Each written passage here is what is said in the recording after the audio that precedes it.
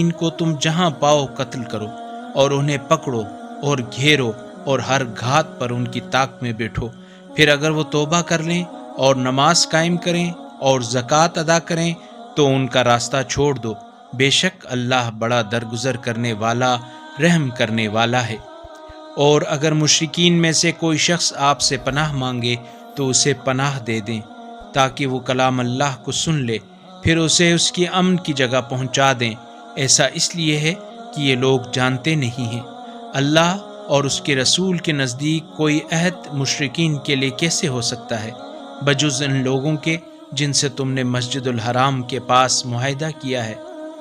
پس جب تک وہ تمہارے ساتھ اس عہد پر قائم رہیں تو تم بھی ان کے ساتھ قائم رہو، یقیناً اللہ اہل تقوی کو دوست رکھتا ہے۔